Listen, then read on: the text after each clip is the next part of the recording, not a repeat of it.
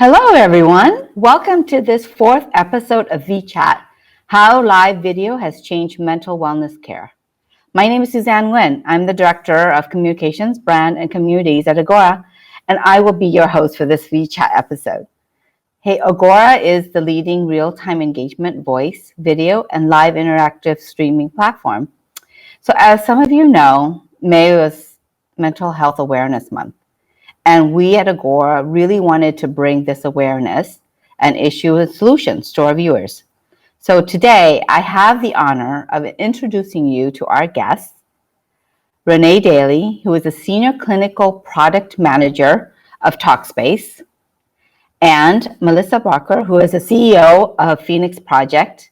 And we were hoping to have Andromeda Peters, who is a board member of Phoenix Project and Miss 2018 United States, but unfortunately something's come up, and she was not able to join. Hopefully, she will be able to join later, but at this time, not. So let's get started. And Renee, do you want to introduce yourself, and Melissa as well after? Yeah, of course. And thank you so much, Suzanne, for having me. It's really exciting to be able to have this conversation today. As Suzanne mentioned, my name is Renee Daly. I am a practicing psychotherapist. Actually, I've been a therapist for about 10 years now, and I've been working in technology for the last 5. And I work for TalkSpace, which, for those who don't know, it's an online therapy company that connects individuals with licensed therapists via a HIPAA-compliant platform. So individuals can send text messages, audio messages, video messages, or have video sessions with their therapist anytime, anywhere from the comfort of their phone or computer. But thank you again. This is very exciting. Thank you so much. Melissa? Yes, thank you so much for having me. I am the founder and CEO of the Phoenix Project. We're a 2-year-old social impact startup out of the Bay Area. Definitely scrappy, not at Talkspace level yet, but very excited to be here and really excited to talk about the importance of mental health, especially in COVID. We're in the middle, actually the start of our very early beta, where we're really testing the idea that you can heal from trauma in community. So we're learning a ton right now. That's awesome. And so happy to have you both here with us. So let's get started. My first question is, tell us the history of your company, how it all got started, what inspired you, and even, what are the things that you learned while you're creating these programs and working with your company while all of the apps were being created. And we'll start with Renee. Yeah, so I am not the founder of TalkSpace. TalkSpace was founded by Oren and Roni Frank, who are a married couple. They were experiencing a lot of challenges in their marriage and decided that the way to solve that problem would be to go to therapy. And when they went through that process, they realized just how many barriers there were to getting care. So that could be stigma associated with it, cost as well, and just logistics of getting to a therapy appointment. And so they felt that there was a gap in creating access to care. And so they went on this journey to make it more affordable and easier to access. And when they did that, they actually started out by creating a group therapy platform through video. And that, from a clinical perspective, is a really great idea because it allows you to learn from other people and also have that clinical expertise in the room. But unfortunately, there just wasn't a market fit for that. As much as they tried and as hard as they built the product, users just weren't coming in the numbers that they needed to. So one day they were getting all of these messages through customer service and people talking about the problems that they were having. And of course, customer service agents aren't trained providers. So they didn't really know what to do with that. And they were like, well, there's something here, right? It seems that people really do want to connect, but they're not comfortable doing that in the group setting necessarily. And so they took a step back and created a Talkspace as it is today, which is a predominantly text-based platform, of course, with video as well. So it's really about the individual connection now versus the group therapy aspect. That's great. Yeah. Talkspace has been a longtime client of Agora, so we greatly appreciate your support. And I'm a big fan of Talkspace as well. So, anyways, moving on to Melissa. Please tell us about Phoenix Project. Yeah, absolutely. So I founded Phoenix in January 2018. So right, after Me Too. I myself am a survivor and had been through my own trauma healing journey. Uh, I am one of the 31 that filed a Title IX suit against UC Berkeley. So I wrote out a 4.5 year long civil rights case, saw the impact of trauma, not only from the lived experience, but also from the women I was in that lawsuit with. I used to work at UC Berkeley, and I worked with students that were from extremely traumatized backgrounds, and I saw the impact that had on them trying to navigate a campus like UC Berkeley, which is a pressure cooker, as I'm sure you can imagine. And then I had this idea in April 2017. I had just come out of a really intense EMDR session, and I realized my whole life pretty much burned down to get me to the point that I started facing my own trauma. And that's a very extreme thing to have happen in order to heal. And I started looking on the internet and trying to find apps and different places where I could feel like I was seen as a whole person, not just as a trauma survivor. And I couldn't find it anywhere. So I started kicking around that idea. Then I watched Me Too happen and felt just like in my bones that we were in a different conversation collectively. Founded, Phoenix with, again, just this idea. We started with a t-shirt campaign, super grassroots. And the idea was, let's just help survivors know that they're not alone, right? That we are out there. You're worthy of being seen. You're worthy of being heard, and you're worthy of being believed, right? So started like evangelizing that. And then when everything happened with Dr. Ford and Kavanaugh, I watched the statistics. And the day after Ford spoke, the domestic violence hotlines were reporting an increase of crisis calls up to 600%. And that's at the moment I had gotten into an accelerator with I Fund Women. I had the honor of getting to work directly with Karen Kahn, the founder. And I basically said, I think technology is the bridge here. Let's build something that's never been done. So 2019 was really the year of just saying, let's test this idea of community as a form of self-care and survivors coming together to talk about it, right? So I traveled all over the country. I was in LA constantly, in New York, just basically just holding space to come together and kind of test out this idea. I had a plan to be in a very closed, very quiet beta in 2020, and COVID hit. And the app we were working on, unfortunately, was shuttered. And I saw myself in a moment of realizing we were about to be in collective global trauma that I knew we had never experienced, like as a global society. And I said, all right, let's test this out. Let's open Phoenix to anyone right now and see what happens. And now we're in our soft beta with almost 200 early community members, crowdsourcing what trauma looks like, crowdsourcing what healing looks like, and we're hosting events regularly, and we use video constantly to engage with our early pioneers right now. Well, that's awesome. I'm so glad you did that. When we met Melissa, we just instantly connected, and I just loved everything she's been doing since. So great fan as well. Talking about COVID, we all know COVID-19 has changed everyone's norm. The norm of what we knew is no longer. We have a new norm now. So with that, I mean, how did that change what you had to do or how you work with your clients, your support groups? Love to hear more. And this time I'll have Melissa start first. I like the curveball. It's like, surprise, we're keeping you on your toes.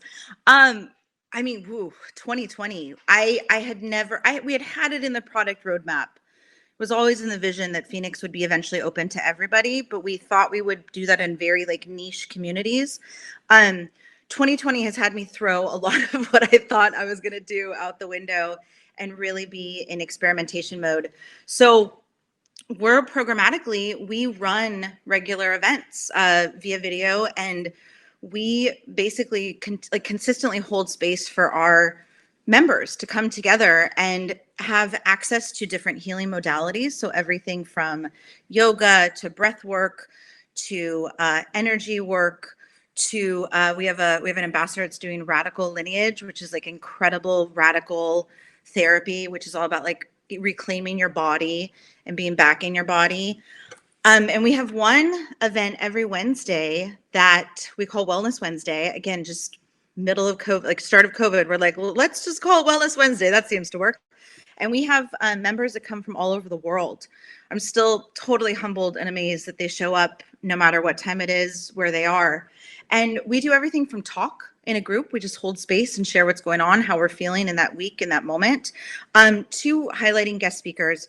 And we now have 20, I think we're at 27 Phoenix ambassadors. One of our ambassadors, Annette, is actually here. She said hi. So hi, Annette. The ambassadors are able to actually lead a charge in an area that they feel passionate about. So Annette, since she's on, I'm going to use her as an example. Annette is an art therapist. She is an incredible artist, and she uses art to heal. So she has a weekly event for a group called Creative Release, where every Saturday she does like a Google and chat. I've got another ambassador. I'm watching them all pop up. Andrea's here. Andrea's leading a journal group where they're journaling their way through their experiences, and she puts I'm watching them all come up. Puck is another ambassador. Puck is actually in the Netherlands. Puck is doing a group on rest. So right there, that's 3 examples of programming, art, journaling, rest. And that's literally what they do. They say they hold events every week. They build a small little micro community within Phoenix, and they're normalizing that these are different ways we can heal, that this whole concept of healing doesn't have to be as big and scary. And they're showing people in the daily, this is how you can heal on the regular basis. So, and I love that they're here. So thanks for being here. That's awesome. Hey, welcome everybody. So glad you can join us as well. Renee, tell us a little bit about, how you're changing and your styles and with COVID. Yeah, so COVID is, obviously it's a global pandemic, and no one really took a pandemic 101 course. So I think all businesses, and especially healthcare, is trying to figure out how we respond to something so global and so huge. And so for TalkSpace, our main goal right now is to open access to care to as many people as possible, to deal with that collective anxiety, fear, grief, trauma that is happening because of COVID. So to that end, we reached out to frontline workers, especially in the hospital systems, to ensure that they had access to free mental health care through TalkSpace. We understand that people who had really great coping skills may not have access to those coping skills anymore. Those were taken from them rather abruptly by not being able to leave their home and things like that. So we created a 16-day program that we give to everyone for free who joins TalkSpace around anxiety and how to manage that in this new type of situation, which is rooted in mindfulness and CBT practices. Those are all things that we do know help regardless of the situation at hand.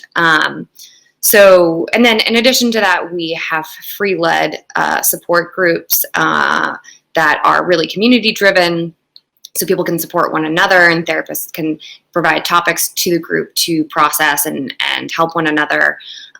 We've launched an Amazon Alexa integration so that people have access to TalkSpace and mental health resources for free from their home, which is great. So really just trying to do everything that we can to give resources to people through social media, through our blog, and then of course through actual mental health care. Wow, that's awesome. That's so much care, support that you have. So talking about that, how did video actually, play with your technology, and why is it important in therapy? Along with, well, of course, why Agora? So Renee, do you want to start? Yeah, so it's really interesting to talk about video right now.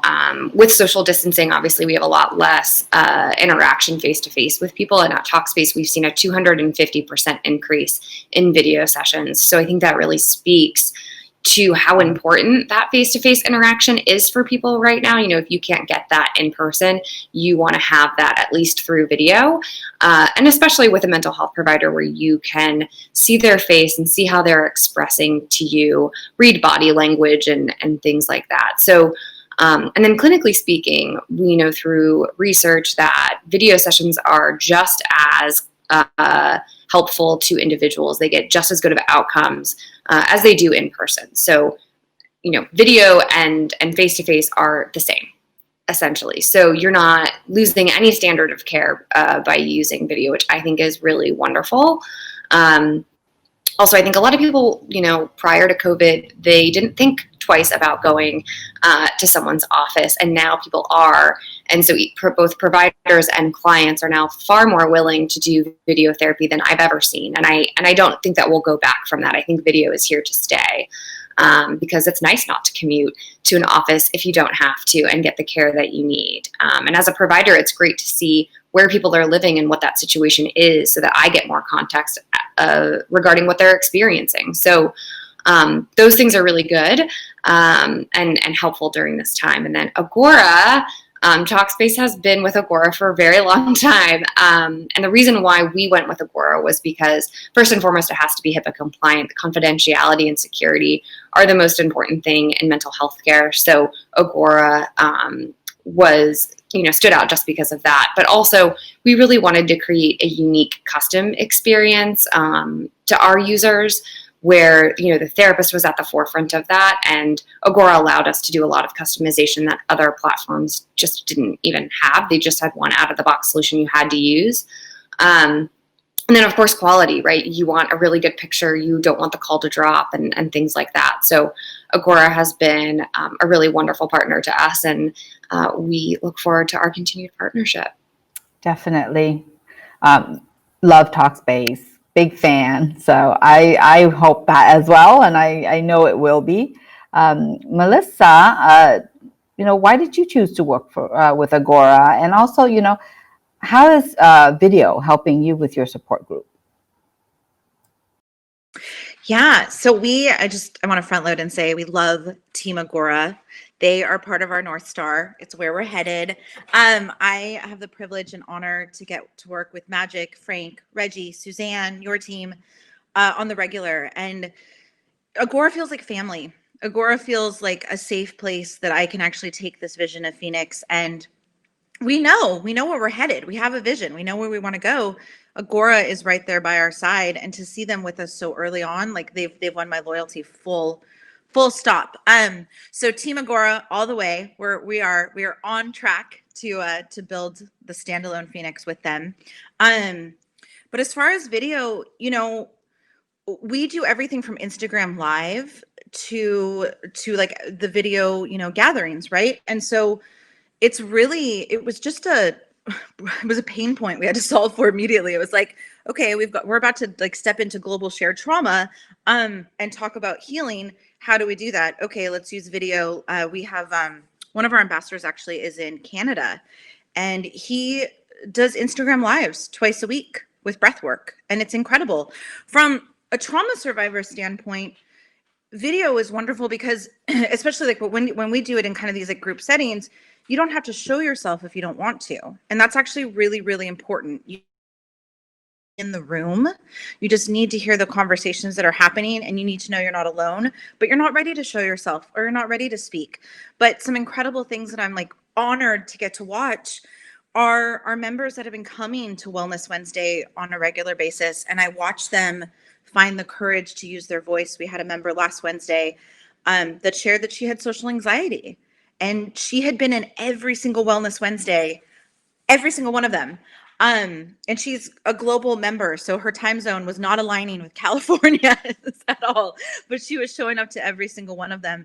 And last Wednesday, she felt empowered to speak and share what was on her heart and share where she needed support. And I watched community members from all over the world meet her in that moment, hold her in that space, and help her resource through it. It was, from a founder perspective, like I'm getting goosebumps right now. I was just like, it's happening. And I know, again, looking to our North Star, which is the standalone Phoenix one day, Agora is going to be right by our side, building out that very unique, very special tech. And I'm just constantly excited and motivated.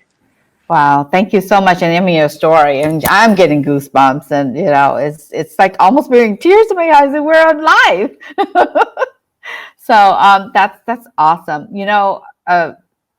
I don't know if you realize this, but this episode is really near and dear to the hearts of Agorans. Like, there's so many fans out there.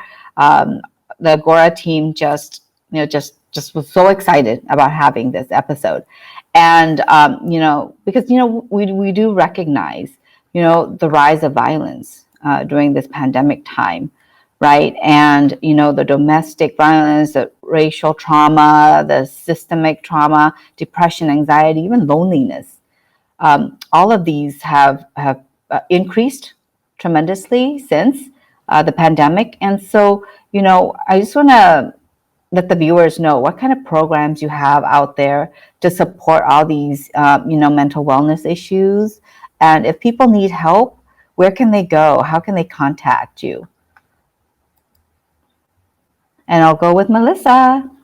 Okay. I know I was like waiting. I'm like, me, Renee, who's going to go? So yes, we are in unprecedented times, and I truly do not think they're going anywhere anytime soon. There's a lot of talk about the new normal. This we're in the normal now. This is it. Like, it's here. And so much of that is rooted in deep trauma. I have almost finished with my PhD, almost Dr. Barker, but I have a doctorate, and I'm ABD in my doctorate for transformative leadership. I literally study movements. I study consciousness. I have a lot of student debt to show for that. And we are truly in a historical watershed moment that we've never seen collectively. The pandemic was one thing. We're watching a civil rights movement, the biggest of our lifetime for many of us, right? And let's see if my tech wants to work with me. Global barriers have been taken down in a way that we've never seen before. We're having conversations that we've never fully leaned into and had before. But at the root of them, there's so much trauma. So, 400 plus years of racialized systemic trauma is being uprooted in this country. We have members that are BIPOC, right? They're people of color, and we want them to feel safe. But as a white founder, as a white person in this space, I cannot center my experience in their experience. All I can do is hold space for them to center their experience. Andromeda is actually going to be a huge advocate of us building out Black mental health, BIPOC mental health for marginalized populations, because representation matters and having your voice heard matters. We have survivors in our group. We have survivors living with abusers, and I know that. And we hold space for them. We let them know that they have a place to go. They have a place to resource. If they need something, we have some incredible strategic partnerships. One of them with Freefrom, we work very, very close with them, an incredible nonprofit in LA that has done incredible work to get survivors emergency grants. We're actively fundraising to help them because we know, we're literally seeing these people in our community, in our spaces, work through their trauma, but still live in a traumatized state, right? And I always say that you can't heal where you were hurt, it's impossible. So if you're still living in a traumatized state, you're just cycling through the trauma, right? To discuss racialized trauma, we really truly believe at Phoenix, again, you can't heal where you were hurt. And also, you can't talk about mental health without talking about systemic racism. It's impossible.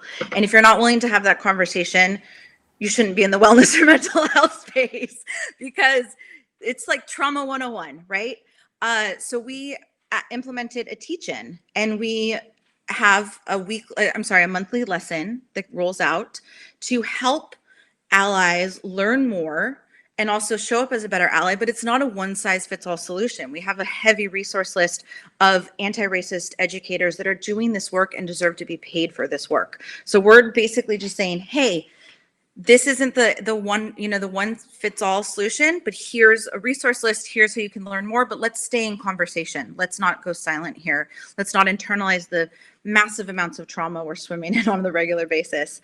And those are just a few things we're doing. And like I said, we're just getting started. So as Andromeda takes full hold on as our board member, get ready. She and I are like, so excited to go full, like, no stop on some incredible programming and initiatives through Phoenix. Yeah, she's definitely a powerhouse, and unfortunately she couldn't join us right now, but it was so great talking to her yesterday. We were so excited too. Renee, do you want to tell us about the programs and the support programs for people?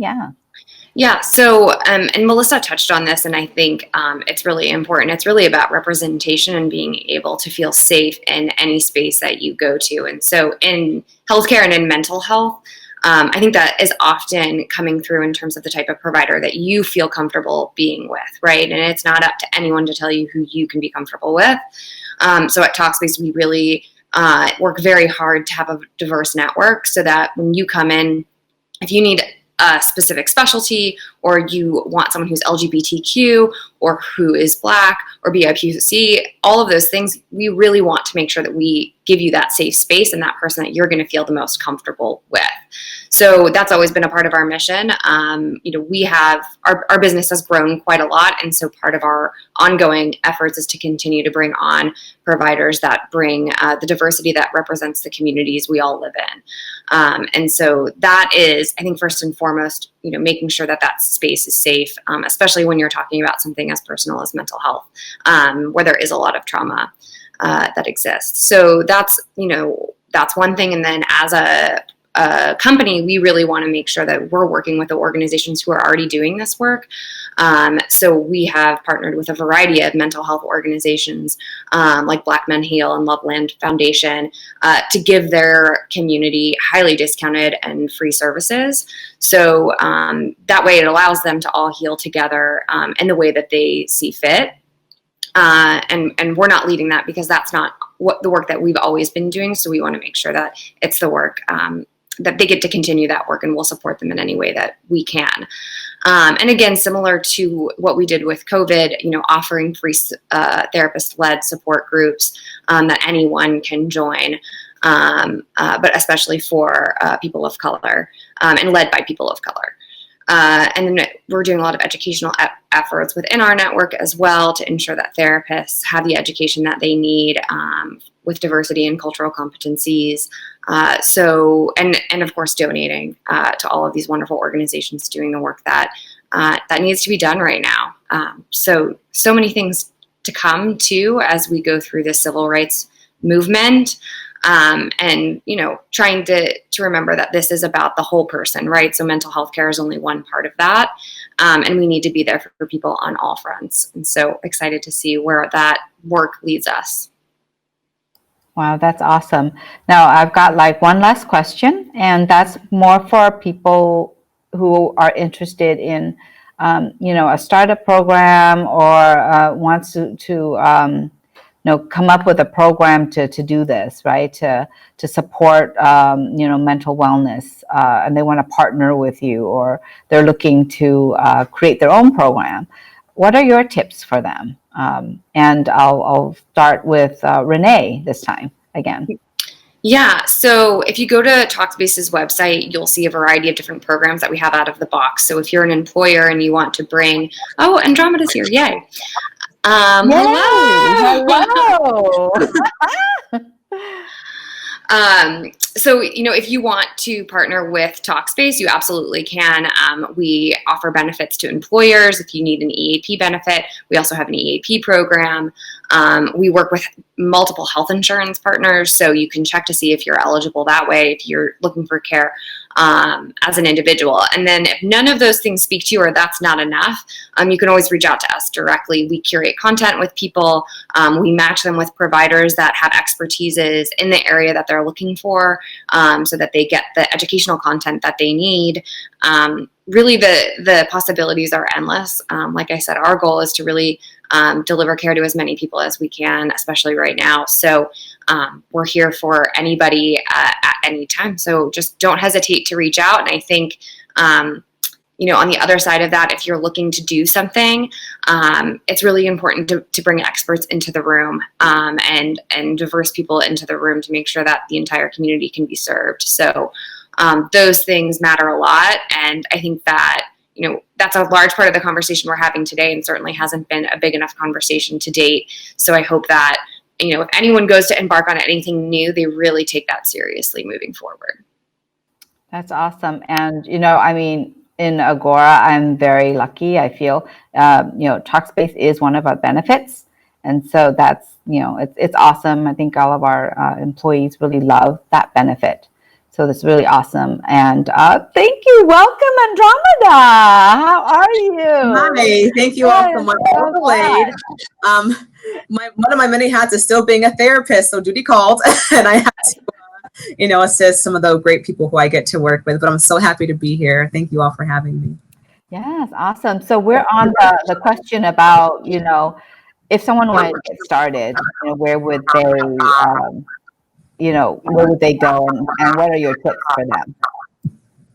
Yeah, getting started in treatment. No, getting started in creating a support program. Oh, okay, gotcha. I want to make sure I'm following correctly. Yeah. So for what I could contribute to Phoenix, it's really amazing being part of such a beautiful team, beautiful tribe, and I really believe in the vision of Phoenix Project. One of my biggest go-tos is to make sure that people who are interested in starting to lead a support group are educated. There's a lot of group etiquette that we need to follow in any kind of group setting. One, to keep yourself safe as a facilitator, and two, to keep the client safe. Safe space is number one thing that's very important when establishing rapport with the people who you're working with, even if you are not a clinical provider. So it's really important that you have the clinical background, even if don't have an education formally, to make sure that you know how to help diverse groups of people come together and be able to have respect for people's differences, to be able to voice their opinions using I am statements, and making sure that we're not giving, direct advice or any criticism, but just making sure that there's just support for everyone. And there's an art to that. So my focus is really making sure that I can help people to be confident in their skills as facilitators. Yeah. That's awesome. Great advice. Melissa, do you want to add anything to that? Melissa, can you hear me? Okay, my tech just went a little out. Sorry, Suzanne, do you want to repeat? I saw talking and didn't hear anything. No, I was going to say, Andromeda gave some really great advice. I wondered if you have anything to add to that, and then if you have your own piece of advice that you want to give people. Sure, yeah. First, hi Andromeda. So happy to see you. We're so early, and we are for strategic partners. So if anybody does want to talk to us about strategic partnerships, if they're interested in what we're doing, my virtual door is always open, and I actually love, as a founder, getting to have those conversations. But I'm again, like, Andromeda is just getting started with us, and I cannot wait to see what we co-create together. And I think that's something that I know we're so excited, you all. We're so excited.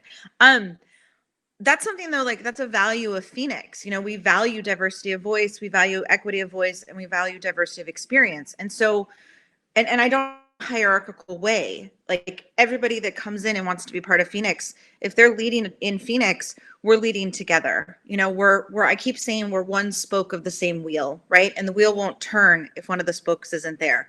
So just from like a leadership standpoint, come together collectively, listen to the voices in the room, make sure that there are voices in the room that historically have not been in the room, because we need to listen to them, center those voices, and then do what we need to do to be, whether it's an ally or it's, like a company like Phoenix, where we're on this global mission to make access to trauma healing available for anyone and everyone. That's awesome. Great advice. So, we're going to open up the floor to questions. If you have any questions, please feel free to type in the questions either in the question chat window, or you could raise your hand and come and be a part of this team, and be one of the speakers, and your video will turn on so people will see you. Just a warning. But while we're waiting for that, I'd also want to remind everyone to we do have a survey to fill out your surveys as well after, and I have some rapid fire questions, I should say, to our guests, and waiting for people to raise their hands. So please also raise your hand. We'd love to have you join us. Not meaning to scare y'all or anything. But so my first rapid fire question, and since Andromeda, you came late, so I'm gonna, ask you first. Who's your superhero? Definitely would say my grandmother. Every single childhood memory that I have, that's just so beautiful. She's the sole person responsible. She's no longer with us. She passed 2 springs ago, but she is like my heart and soul. I would play like dress up in her room for hours. I always say that she's the reason why I even found like the world of pageants. But she's someone who was a trauma survivor as well. And I didn't know about a lot of her trauma until she passed, actually. And I was telling my parents, who told me, I'm like, I would never know. She gave me, if there's anything close to a perfect childhood, that's exactly what she gave me. And to know that she sat with that much pain and put it all aside just to be able to give myself and my cousins just beautiful memories just always makes my heart jolt. So she's my hero for life. Wow, she sounds like a great hero, and I'm getting goosebumps listening to that. So what an awesome superhero. Melissa, who is your superhero? Okay, so I'm gonna cheat. I'm gonna name 2 because I realize this, so first is my daughter Kayla, 21, and that child has been to UC Berkeley. She's ridden through a PhD with me. She's ridden through a startup. Like, Kayla is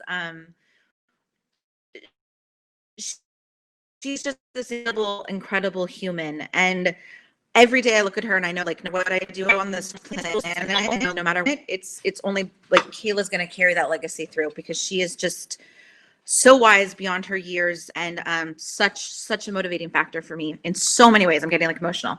And if she's watching, she's probably mortified right now. So sorry, Kayla.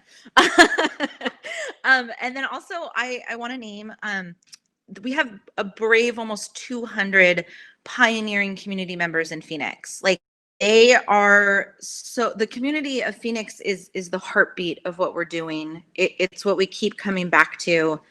And I'm so humbled and honored that they would even take a chance on, an idea like Phoenix, and show up in full authenticity and full vulnerability and courage, truly be, inspired to heal together. So the brave almost 200 of Phoenix are also heroes of mine.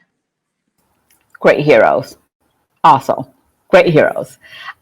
Renee, do you have a superhero? So I'm going to be the person who says I don't really have one. But I think that's because there are just so many wonderful people doing great things, and there's so many people to be inspired by. I find it really overwhelming to pick a person. But I think, and I know we were all talking about this yesterday, there are so many amazing change makers that have existed in the world. And I think that's what brings a lot of us to a profession of helping others. We want to be there for people in their time of need, whether that's on a micro level, in individual therapy, or on a macro level, doing things within our community and beyond. And so I think I'm so inspired by people who stand up for what they believe in when it's not popular. And I think that's a really hard thing to do, and part of what we're talking a lot about these days. And I have so much respect for that. And so I hope that we can all learn and be part of that change that needs to come during this time. So not a person, just a lot of great people. That's awesome. I'm going to do a quick shout out from my superhero, which is my mom. She came to the United States a refugee around age 30 with not a penny to her name and not being able to speak a word of English. Earned herself a degree, became senior vice president of an engineering group, with 500 engineers reporting to her. As an Asian woman, 4 feet, 11 inches high, powerhouse. And, she's taught me to have the confidence, and that if you want to do something, you can do it. And she's my superhero. So, I just want to do that shout out there. And so we do have someone that's raised their hand. So I'll bring that person on, and then we've also got some questions as well. So I'll since the person is brave enough to raise their hand, I'll have them join us. Hello. Hey, William. Hi, can you hear me? Yes. Hi, thank you so much for your talk. It's very informational. I just have a quick questions. So basically, what do you guys think about how new technology really reinvent the experience of therapy and consulting? So what I'm talking about is more like a XR, VR, or AR type of technologies. Do any one of you want to, maybe Renee, do you want to? Yeah, I can jump in there. So I think that, when you talk about trauma, actually, which I'm sure, these ladies can also jump in on, VR actually really allows you to work through some of that trauma in a safe space, in a way that we didn't have access to before. So we talk about things like exposure therapy, and if that's appropriate for someone, that can be really helpful. So I think that there's a really bright future for technology in the healthcare space and within mental health. Obviously, the first thing that always comes up is, well, how ethical is that? Or how does that work? Is it just as good as it was in the old way of doing it? And so research takes time. And so I don't know that we will have all of those answers, certainly, but I think anything that keeps someone in a safe space and allows them to work through something is really, really powerful. And so technology is a great way to do that, right? We even see that now with you can just keep yourself healthy by doing video therapy, right? Let alone all of these other tools. So I'm very excited about the future of technology and where we're headed in terms of healthcare. Oh, that's awesome. Thank you. Thanks. So I'm going to move on to the next question. We have in a chat, the question chat. So what do you, well, I think you've already had that. What do you think of virtual reality, therapy, and support group? I think that you've answered that great. Andromeda or Melissa, I don't know if you wanted to add into that piece. I would love to. I think that, yes, we're going through a lot of national and international crises at the moment, but I think that the serendipitous part is what sometimes is birthed out of it. And right now, with insurance companies being more forgiving and lenient, allowing us to allow virtual support has changed the lives of a lot of people. There are so many factors that you touched on this earlier that can keep someone from coming in and getting the help that they need. In terms of transportation, just challenges getting out of bed. Now if you couldn't sleep the night before, if you don't have the energy, if you're too depressed to shower or, do your oral hygiene, you can still come on camera. Nobody would ever know. So it just allows people to remain in a safe space, which for some of them is the comfort of their own home. For some of them can still work through the symptoms that do inhibit them from actually going out in public for a lot of fear and anxiety, especially for trauma survivors. So, I really appreciate the fact that there is a lot of support and we're moving in this direction. I know for me personally, with the work that I've been able to do, they were up to 100% attendance every single day because all those factors have been removed, and all the feedback that I'm getting, even just from friends and people in my life, myself included, on how amazing it is just to have access to help at your fingertips. So yeah, really happy to be a part of this. Oh, great answer. I have another question I'm going to read. How do you manage retention of patients in Talkspace and Phoenix Project, respecting and empowering their own therapeutic process? That's a great question. I guess, Melissa, this time I'll have you answer that. Yeah, I'm at the video level. I'm sorry, you get my picture, but I look so much more polished in it. So there you go. That's actually a great question. And what we're doing in Phoenix is we're listening, right? We're actually these pioneering members that are coming in, with any beta, you're just so curious to learn and see what's happening and see if what you think there is a market for, and seeing if there's a sticking point here. And what I'm seeing is, I'm going to use a case study of the week with everything with George Floyd. You know, that was such a massive collective trauma airing in so many ways, right? Not only, again, the 400 plus years of structural systemic trauma being just brought to the in every way, but it felt like in a lot of ways a mass awakening, right? And we couldn't have had it. I don't think would have level of consciousness without a pandemic, because the pandemic really forced us all to slow down and listen, learn, and watch. And people are outraged, and rightly so. So Phoenix was, I think we were like 2 weeks old at that point in our beta. So like baby. And I went back and I tracked the data and I thought, okay, like, are they using Phoenix? Are they talking to each other? Like, what actually happened? And what I saw was engagement was at 90%. And where engagement was high, in the 500% of the engagement was reading content, reading articles, and talking to each other in DMs. And that told me right there, okay, they're talking to each other. Maybe they're not talking in the open space that is Phoenix, but they're talking to each other. And that tells me right there to honor that process, to create more space for that process. I think things like voice chat, and Quilt is on here. Holly has already said hi, but check out Quilt. They're doing amazing, incredible work. There's stuff that's happening right now in the startup ecosystem that needs to be happening to really create big change. And that gets me really excited. On the virtual reality side, we have a member that has a gamer group, and they actually come together and play games for self-care. It's a way that people that might have some, like, to, piggyback on what Andromeda was saying, like, might have some social anxiety where they're scared to be seen or even chat in a group or even DM someone. That's their barrier, their to the access. So gaming, virtual reality, all of that opens up these possibilities that I don't think we've been looking at as widely as we need to. And with Phoenix, at the core, again, of our mission is we center everybody in their own healing experience. They are the subject matter expert of their healing. They are the subject matter expert of their lived experience. And all our job is to create the space for them to be able to explore that in a safe way, an empowered way. Awesome. Renee, do you want to add to that?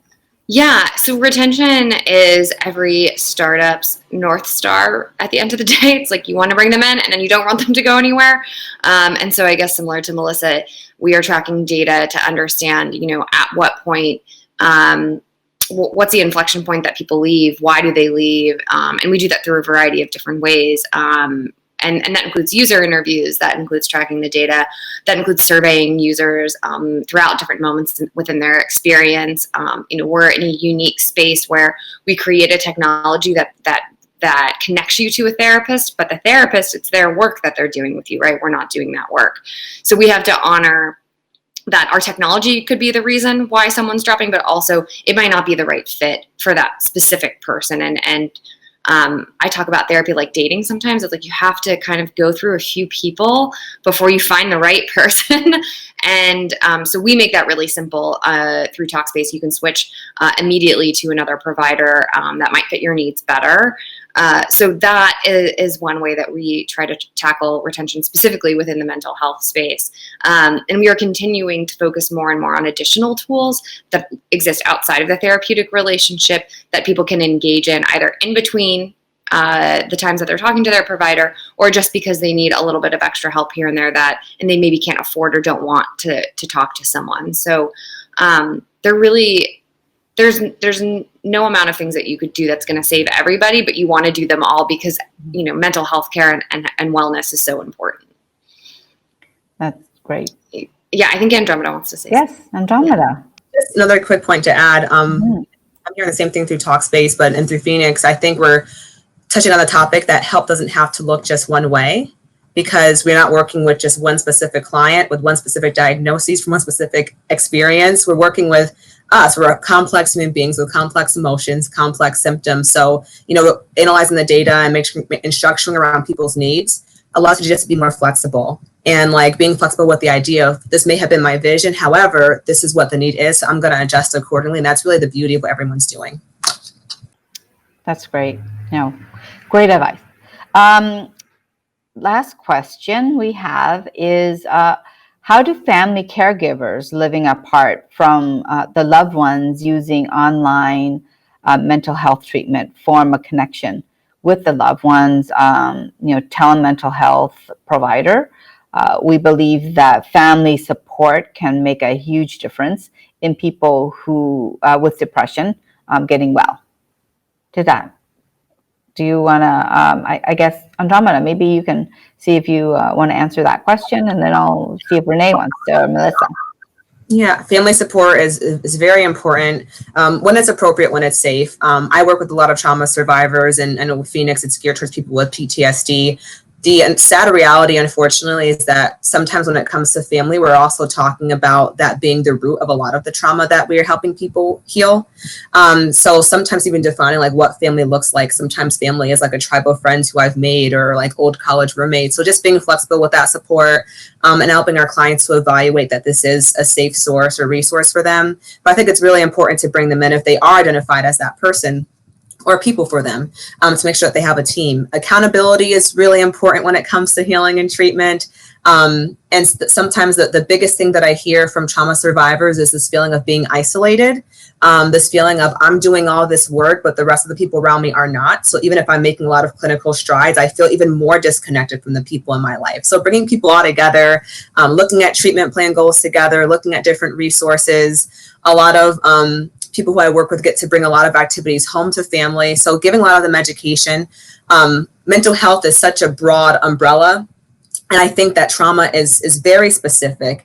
And there's so much research that still continues to be missing, and a lot of education that's missing. So, when we look at someone who's agoraphobic and can't leave their house, and there's might be so much frustration around that, or anxiety and panic attacks that relatives just don't get, let's explain the education behind it. Let's explain the effects of trauma on the brain. And that helps them feel a lot better too, understand that, okay, like this is actually a medical condition if I think about it.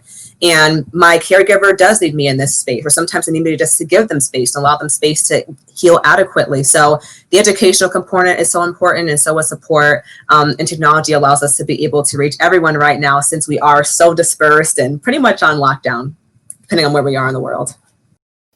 All over the world, we're in lockdown. I think still most of us are. Renee, do you have anything to add to that? I mean, not really. I feel like Andromeda really got to the core of what is so important about family and defining what family is.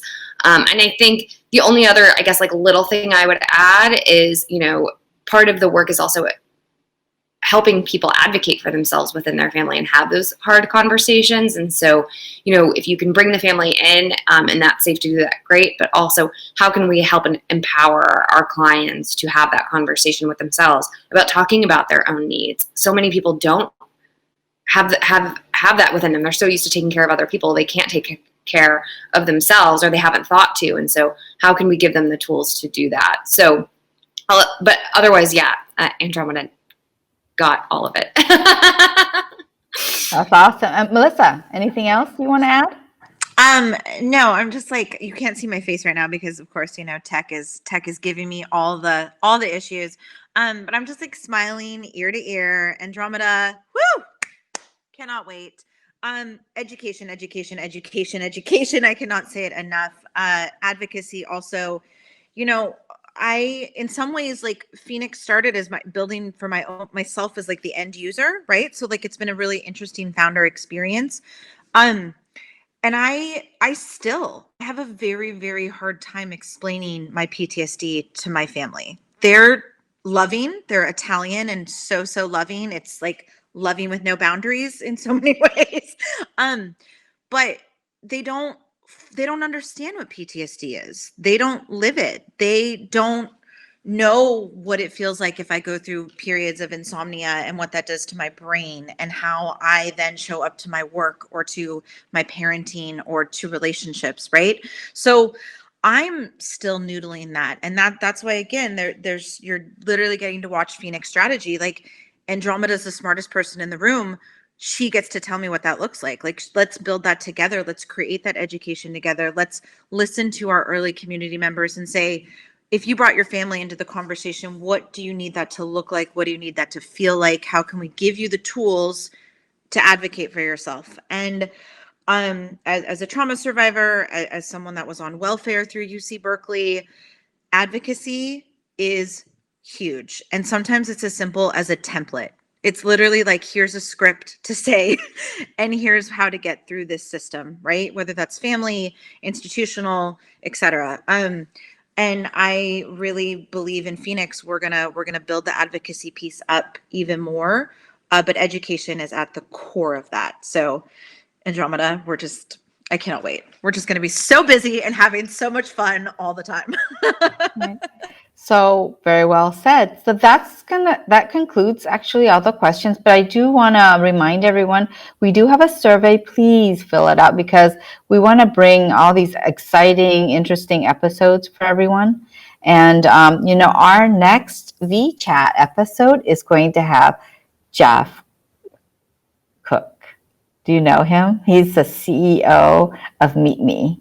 And he's going to talk about, how to increase engagement in your app. And so very happy to have him there. I'd love to, I think someone said one more question. I'm sorry. We have 4 minutes. So I guess I could entertain one more question. All right. How do we break stigmas in rural areas, using virtual platforms to get information across to them about mental health? Mental health? I think he's saying about mental health. Sorry. Do you want me to repeat the question, or do you? No. Okay. Andromeda, you want to take a stab at that? Absolutely. When I think about breaking stigma, to me, the conversations are the same, whether it be done virtually or in person. And it starts with having the conversations. Being African-American women, especially in our Black community, then being half Ghanaian in the African community, this is still a subject that remains, I want to say untouched, but I would say unpunctured. We haven't quite gotten through a lot of walls and barriers yet. And a lot of it starts with accepting that we ourselves sometimes are the game changers. When we're looking at intergenerational trauma that stems back to historic events, tying in with racism, or tying into historic events with challenges with poverty and living in on low income or lack of resources, or living in war-torn countries, and the list goes on and on. We are talking about people developing a mindset for the pure purpose of survival. So sometimes there is no pause point to allow oneself to be vulnerable when you're focused on just trying to stay alive or keep your family alive and just keep yourself afloat. So sometimes we ourselves, when we're having these conversations, it's also accepting the responsibility of being the game changer. And sometimes the leading force in your families or in your communities of having conversations around, I'm getting help. This is what it looks like. Because when we're dealing with taboo just means that it's unfamiliar. So familiarizing the people around you to what your journey has been like, how something is beneficial for you, is also very important, especially now that we're having a separate conversation and getting virtual help. And there's so much more convenience when we're having conversations around that. You don't have to leave your house. You don't have to get dressed. Please put pants on, but the help is still available for you through your phones, through your computer. And it can be so easy and accessible for people, even more so now. And it has been. That's awesome. Thank you. And then I just want to remind you all that we will be hanging out in the social lounge afterwards. So please don't go away. This is your chance to meet all of us and talk to one of us individually. Renee or Melissa, do you have anything to add? No, I mean, again, Andromeda, I think, answered the question really well. It's about talking about it and trying to bring in bits and pieces of mental health into your daily conversations with people. And exposure is really the only way to break things down, and normalizing it. And I think that's also what this time period has done for a lot of people with COVID and with everything around civil rights. Like, this is this is really hard. This is really difficult. This isn't something you thought you would ever experience. And it's okay to not have all of the tools that you need, but there are people there who can help you through that. And that's okay. We don't all have the tools we need for everything. And we have to be able to be humble about that and to talk about it. And it doesn't mean that, you're weak or whatever it might be. But I also think that's where, and Andromeda touched on this too, like where cultural competence comes in. Every community handles these things differently and has a different thought process about what it is to get mental health care and what that means.